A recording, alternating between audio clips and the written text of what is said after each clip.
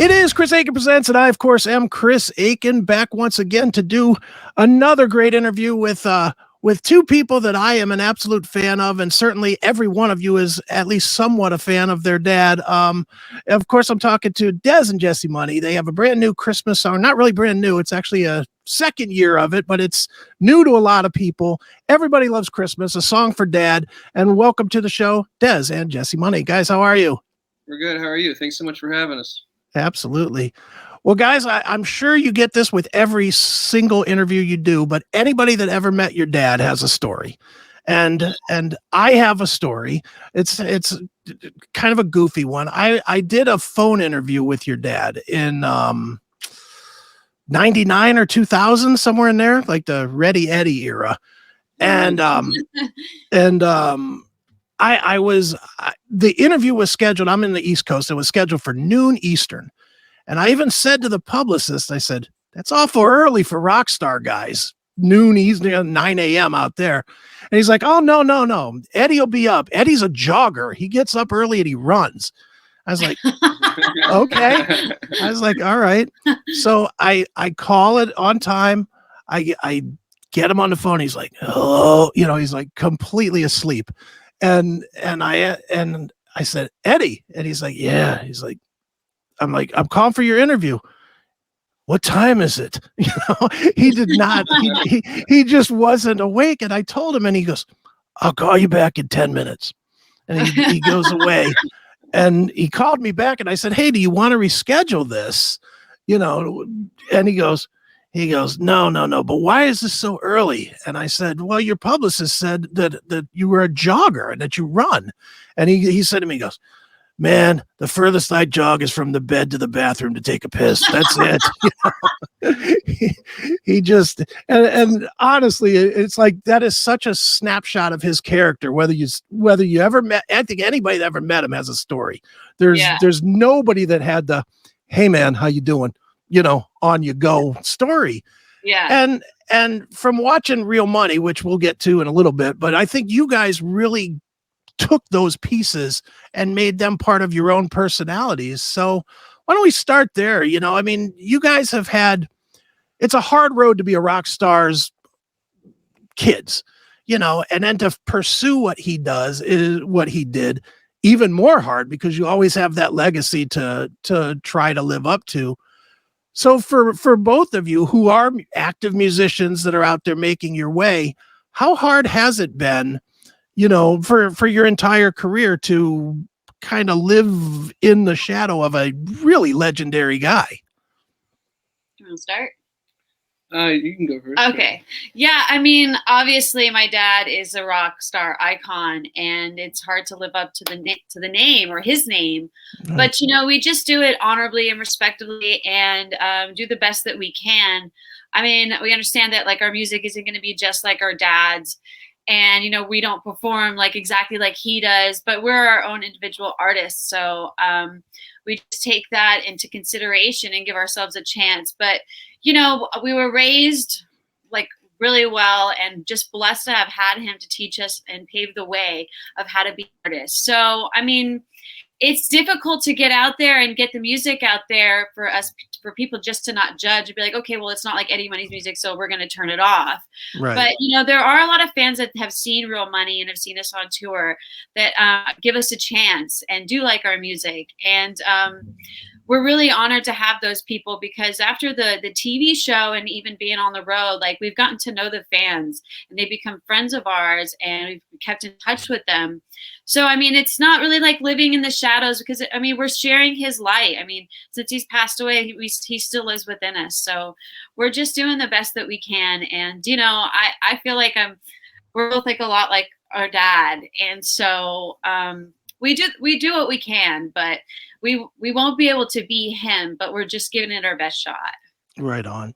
Do you guys, obviously since his passing, you guys go on. So how has it been since his passing? Is that kind of, and I don't want to, let me very carefully phrase this, because I don't want it to sound really callous or ugly, but does his passing kind of mark a cut point where you can really concentrate on yourselves as artists? And I say that with all respect, but Oh no, that's we understand that. For us, it's like we're focusing on ourselves, as well as now we're getting to focus on my dad's stuff even more. I would say is now it's up to us to carry on his music and play his songs live and keep it going actually, and that's what it's all about for us is letting everybody know the Money family's still going and we're carrying on with my dad's legacy. Yeah. and letting the music happen, and we can't wait to get back out there and play shows again. excellent. Well, let's talk about one of his songs that you guys have definitely made your own. Everybody Loves Christmas, a song for Dad. Obviously, he recorded it back in I remember it from high school, and I'm old as hell, so it's a while ago when he recorded it. It was the Everybody Loves Christmas in the 90s. Was that the night? No, Yeah, it was no, before because that. in the lyrics he's talking about us and getting toys and presents for us in the verse. I thought it was. I would have swore it was in like 85, 86, like the Want to Go Back era. No, God. It's okay.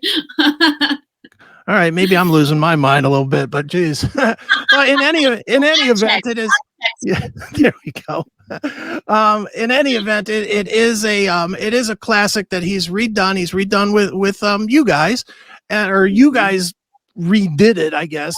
Took the elements of it.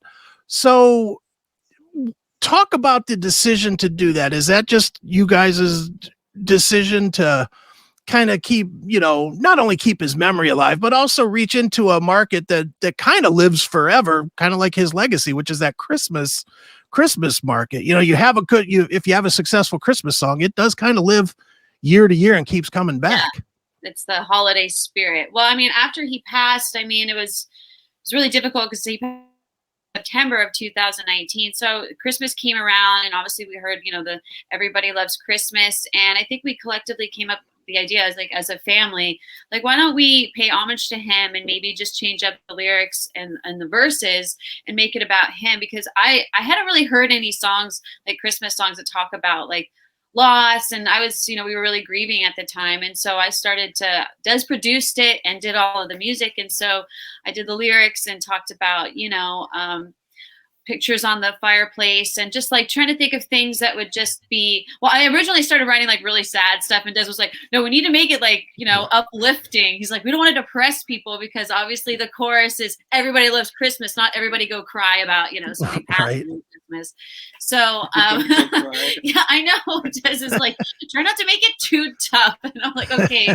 So we wanted to keep it in like the holiday spirit and honor him. And we just thought it would be really nice to have him sing we could have us sing with him on his Christmas song and just keep the holiday spirit alive with him. Sure. Is it easy to listen to, or is it very hard to listen to? Oh, we love it. Yeah, we like it. Exactly. Okay.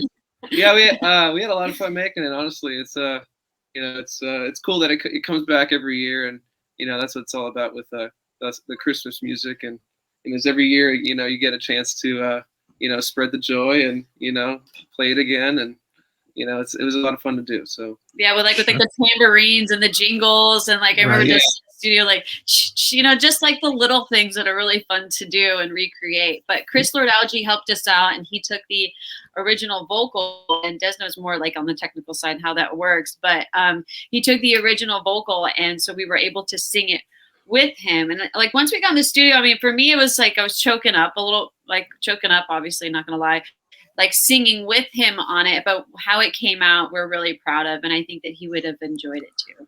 Sure. I did want to mention how you worked, Des, with Chris Lord-Alge. I just watching the Real Money episode where you're just like, yeah, I'm working with this producer. His name's Chris, and then he brought him in. I was like, geez, that's pretty heavy legendary status there to be working with. He's amazing. Yeah, we love Chris. We're really lucky to be working with him. He's kind of like an uncle to us. I know. He's like a crazy uncle. Yeah. Anytime I have any question about mixing, I go to him, and he always gives me advice. And yeah, he's a great guy to work with. We're really lucky to have worked with him, and yeah, he really made this track happen as well. So without him, we couldn't have used my dad's voice and all that. Yeah. Because we couldn't get the multi-track to the original recording, so like he was able to, with AI technology, separate the track Okay. from, you know, the full song, and so we were able to isolate the vocal and make it happen. So Right on. we had a great time making it. Absolutely. Well, Des, I did want to talk about your music because as well as doing this track in the last 2 years, you've put out several singles that have really showcased like different sides of you musically. It doesn't only showcase the fact that you don't sound like your dad, but it showcases your own style. So talk a little bit about those singles and you know what the intent is at this point with doing those kind of singles. Yeah, I'm just having a lot of fun with it, making all sorts of different types of music, and Jess is making music as well, and so we're getting ready to release some more songs next year and keep it going. I kind of like just making all sorts of different types of songs. So I know like we come from a rock family and everything like that, but you know, I like to just explore different genres and see what I can make. And, you know, we have a lot of fun with it, and we're really lucky to be able to do it for a living. As you can tell, he's a big synth guy. Right. Right. Yeah, I'm big on all that. So. Right. Well, you know, that's the weird thing about watching. And I mean, obviously I only know you guys from Real Money. So, you know, what I know is a snapshot of a much bigger picture, but it really seemed, as much as you guys are a family, rock family that grew up in the rock business, it seems like all the kids, all of you kids wanted to do stuff that was not that. You know, it seems, seemed like Julian didn't want to even be there, playing anything, at least in the thing. And then, Joe was kind of in his own world, and Zach was off, working out and stuff.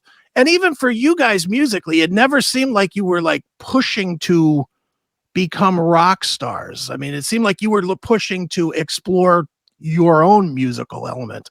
Is that close? Really?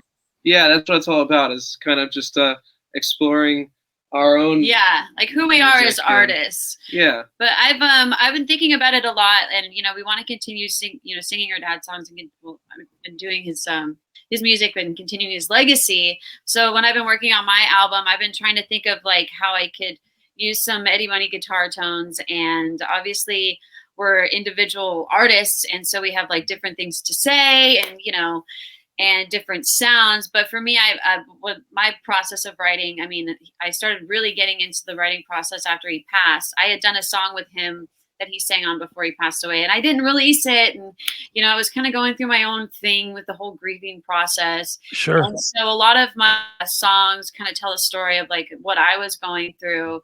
And it's interesting to see like how much we've grown since he's passed. Like the question you had asked before, it has really, cornered us to like kind of figure out like who we are as artists, because with him not around, it's I feel like I kind of like lost who I was, and Okay. I lost like a piece, obviously like a piece of me, and I'm like, okay, well, what do I do now?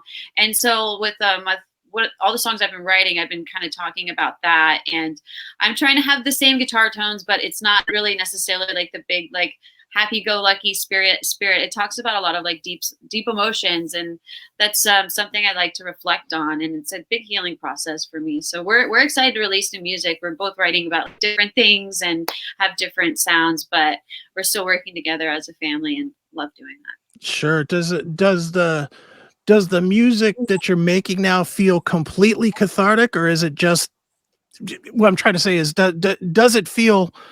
does it release that last bit of pain that you're feeling, or does it just kind of showcase the direction that you want to go for the rest of your time? That's an interesting question. There's a song that I recently wrote that I showed Dez, and it was like, it was really healing for me. I remember I wrote some lyrics, and then the drummer I was working with was like, well, there's more to this. And I wrote more, and I was like, should I say this? Should I sing this? But just being able to record it and sing it and put that out there, and for me to be able to release that, it's like, okay, now I can move on to the next chapter of like who I am as an artist and with my music, because that was obviously really difficult for me, and that's something I've been keeping in. But I think I'm just definitely going to keep with the same tones and the same sounds, and try to like have it similar to my dad's music, but also do my own thing as well. Excellent. Well, I'll tell you what. Why don't we take a break here and play one of Dez's songs? We'll play "Give Me All You Got," which is a cool video, cool song. Definitely, you're not going to be mistaking it for Shakin'. That's for sure. You know, it's definitely Dez's own sound. So, Dez, why don't you tell us a little bit about the video and about the song? So for the song, I was trying just an up-tempo, feel-good song.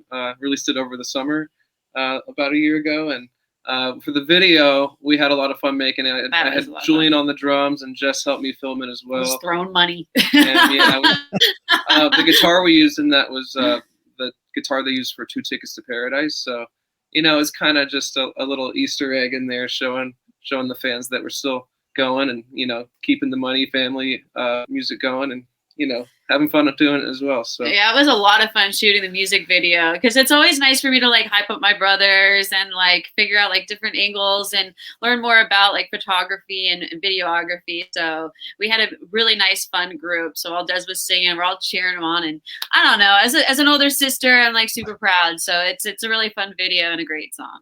Excellent. Well, let's check it out right now. This is "Give Me All You Got." It is Dez Money right here on Chris Akin Presents. Running through the night, said I'll sleep when I'm dead. This life was made for us. Try to have some fun. This is all just a game. Don't stop believing. Don't you be afraid. We can all make a change. Just one more time for the feeling. So high we float through the ceiling. Tonight we live in this moment. Give me all you got, give me all you got, baby. I just wanna see you shining. Believe in me, hold me tightly. Don't stop now, just keep it going. Give me all you got, give me all you got, baby. Hold up. Hey, everybody, it's Chris Akin from all the shows, and wanted to share with you one of my other passions other than music. That, of course, being coffee. Anybody that's listened to me knows that I love coffee. And I have found another great brand, ladies and gentlemen, that you guys need to check out. Simply named, no gimmicks to it at all. It's just coffee brand coffee. It's fantastic coffee, and I am not kidding you. They have everything that you would possibly want. Their coffee is excellent. I like the Roaster's Choice, but they have the pumpkin spice and all that other stuff, all the flavored stuff that you might like. They've got K-Cups for you. They've got cold brews. They offer tea. They've got cocoa. They literally have everything that you would want. So if you're looking for a great coffee, if you don't want to just settle for the crap that they sell you at the grocery store, this is another fine alternative. Coffee brand coffee. Just go to www.bit.ly/CMS coffee. One more time, bit.ly/CMS coffee, and use the coupon code CMSPN to save a little bit of money. And you can get some of the best coffee that is available today. So one more time, it is coffee brand coffee. We love it here at the Classic Metal Show, and you will too. So get some today, folks. Coffee brand coffee. That was "Give Me All You Got," sort of new music from Dez Money, who's gonna have new music here in 2023, along with his sister Jess, who will also have new music in 2023. And what is you guys' if you had to put a timeline on it, what are you thinking? Spring, summer? Don't know yet. What? I'm thinking more towards spring. I mean, I'm just kind of like waiting to see if it's going to be a full album or an EP, because, you know, just getting all the artists together and me being like, you know, perfectionist. I think we should be releasing music around the same time. So I'm not speaking for you, but Dez is always ready to go. I mean, he writes and produces all of this stuff. Me, on the other hand, I call a bunch of people to figure things out. No. Will you guys tour independently, like as yourselves? No, we're planning on, you know, whenever we get back out there, hopefully playing shows together and playing some of my dad's songs, and you know, kind of keeping it like a Money family show, and just to showcase that, you know, all of the music that my wonderful family has made. Excellent. Well, please come to Cleveland. I will definitely come. And I've seen you guys perform several times. I think the last time I saw both of you perform was maybe at the Nautica stage here in Cleveland, or Jacobs Pavilion, or whatever it's called. Yeah. you know, it was at 4 or 5 years ago, but yeah, I mean, it's a great show. It's always, I've seen your dad play since the 80s. You know, my mom took me when I was like 10 to see your dad play, you know, so, you know, I out there, definitely. We want to keep performing, and it's not going to be just an Eddie Money show, because obviously we're going to be showcasing our music, but Sure. We're going to keep the legacy alive and do the best we can to honor him, because I know that when people see us, they want to hear my dad's songs. So we're going to give them what they want, do what we want, and just hopefully it all goes well. Sure, definitely. Let's talk about Real Money for a minute. I know it's not on the air anymore, but it is still available. I literally watched the whole thing in the last 2 weeks on Crackle. And I'll tell you honestly, I knew it was out there when it was out there, and I purposely didn't watch it because I'll tell you why. I was such a huge fan of your dad's music and of your dad. And I was also a huge fan of Ozzy Osbourne. And the Osbournes ruined Ozzy for me. It you know, so I just didn't want that for your dad's music for me, because it's just so much more personal to me. You know, I write books, and I have chapters. Every chapter that I write, when I write a book, I use lyrics. And, you know, My Friends is definitely a song I used in one of my books, you know, and so I have like probably so many people, I have that connection to what your dad was doing. So I didn't watch Real Money until the last 2 weeks, when I knew I was going to be talking to you guys. And from watching it, the show really became about you two. It's as much about you two as it is your dad in almost every episode, especially in the second season. Did you guys know that was going to be the way it was, or is that just editing, or how did it end up to be so focused on you guys? That's an interesting question. I'm not exactly sure, because we're not the editors, but I think it was just kind of focusing on the music and where we were going. So we were touring with my dad, and I think it was just kind of, I don't really know why they did that, but I think it focused on like the whole family a lot. But I mean, we were just really close with our dad and touring with our dad, and you know, Dez was coming out with his album then, so that was a big deal. And you know, me, I was wrecking cars, so I mean, there was always something to film when it came between us. Right. Obviously, on the show, Jess, you are portrayed as your dad's daughter. You are definitely portrayed as the free spirit, the wild one, the boozer, the drinker, the partier. You know, they play up all that stuff. They definitely do. Is that played up, or is that, well, that's kind of how it is? No. I mean, what you see is what you get with me. I you know, I love to drink and have fun, and you know, I definitely lived up to the rock star's daughter life. You know, always just drinking and partying with a bunch of fans. You know, I've taken a break from drinking currently, but yeah, we had a blast shooting that show, and I've definitely grown from that person that you seen on the camera. I mean, I'm still the same person, but I definitely have grown from those episodes, because, you know, since he passed, I've kind of channeled myself a little bit more.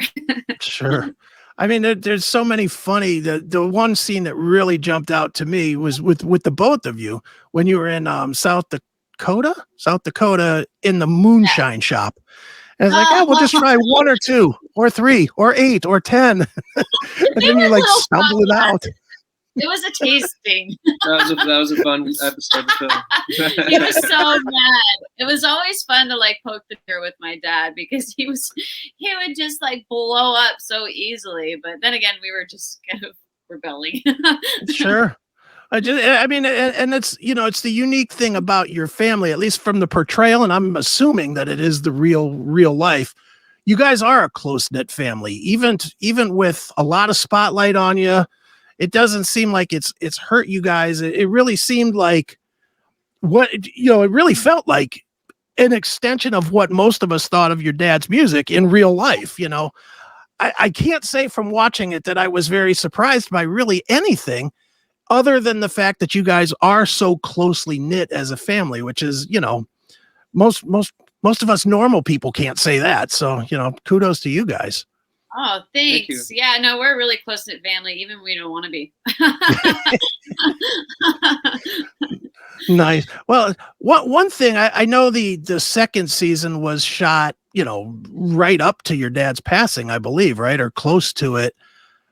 How was he aware that he was sick when you were doing the second season and just keeping it quiet, or? Yeah, right before we started shooting the second season, he had found out that he had esophageal cancer, and so that was, I mean, we wanted to continue doing the show, and so it went from like season 1, like super fun, to like season 2, like just kind of like difficult. But he wanted to just be real with everybody, and it wasn't just real money; it was really him, and like showing like his life, and he wanted to share that intimate like fight that he was fighting, and I mean, we honestly were like, are we really going to film this? I mean, is this really something that we want to do? And it's something that he wanted to do, and he wanted to show his fans what he was going through.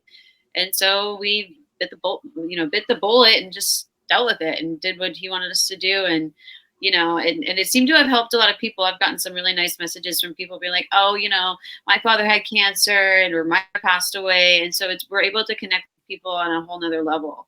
Sure. And, as if your dad's legacy wasn't big enough, it showed another piece that he never showed in his performance career, which is, bravery. It just straight out showed a bravery to be himself and not, not, oh, poor me it at the end, or not, I've had all this greatness, what happened? He didn't exhibit any of that. He was still silly, feeding the dogs eggs and being goofy, right up, right up joke around and like getting chemo and everything, and he's like, doctor says I only got 6 months to live, I'm not gonna pay my bill or something, he was always joking around, and what you see is what you got with him. He was just a funny go lucky guy, but we didn't expect what had eventually ended up happening.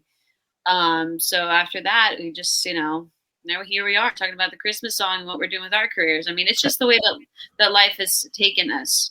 Sure. But I'm sure that he would be proud of Dez's music, and proud that we're doing well, and that we still continue to do his music and honor him. Right on, definitely. For you two as musicians, obviously it's a very different world than your dad's world when he came up as a musician. The industry is, I don't even know what it is, if it's still an industry or not anymore. It's really hard to tell. For you guys, do you see that there's a strong enough industry where you can break out and make it a full-time career, versus, it's just not going to happen anymore that you're going to sell 10 million records or whatever. That day is done. Is it possible to have a full-time career as a musician? And if so, how? You're asking all the tough questions today. Like, what is going on with your life? I mean, obviously it's difficult for any artist, Sure. I mean, you got TikTok, you got all the young kids doing all this and that. And, I mean, I'm old school, we grew up with just like, my dad already had it made when we were, growing up with him. So it's like a whole different ball game these days. But, I think we're going to be fine. I mean, especially with the catalog that he left with us, and the belief in us that we could do this. And I remember he'd be like, get in the studio or it's going to ruin your life. I mean, if we just continue like releasing music and doing what we love, eventually it'll all come full circle. That's what I believe. Right on. Definitely. Let me ask one personal one that you guys can dodge if you want to, but I've got to ask, how's your mom doing? Well, it's just more, how's your mom doing? She seems so intertwined with everything your dad was doing. That's a tough split. That's just always a tough split. So is your mom, she doing okay? Yeah, she's doing just fine. She keeps up with the fans and messages everybody. And it's definitely a healing process for her to be able to speak with them. And yeah, my dad has some of the greatest fans in the world. So we're really lucky to be able to have them a part of our lives and everything. So my mom always keeps up with all that and makes sure that she's responding to all the fans and letting everybody know that the Money family's, still here for them. And we're just going to keep making music and doing what we're here do. So yeah. Very good. Well, guys, I figured the best way to end this interview is to play the video for Everybody Loves Christmas. That's what we're here for, so we might as well share it with everybody. Before we do that, though, where should we tell people to go to keep up with you guys online and everything? Or, websites or show dates, all that stuff. You can follow me on whatever social media. It's at Dez Money Music. Okay. And I'm Who's Jesse on Instagram, and I'm also on Facebook and all of that. You'll be hearing from us doing some shows, and we'll be releasing music soon. So just check out our social media platforms and watch the Christmas lyric video on Dez's YouTube channel. Very good. All right. So one more time, it is Everybody Loves Christmas, a song for Dad. Check it out. The link will be obviously in the description here. And here it is. It's Everybody Loves Christmas. Thanks so much, Dez and Jesse Money. Thank you, Chris. Thank you. All those holidays when we were young, just so young. Everybody loves Christmas. Everybody has fun. At the time of the year, there's a holiday cheer, a good time for everyone. Everybody loves Christmas, and I'm counting the ways. You know it's almost here. It's Christmas Day. Christmas Day.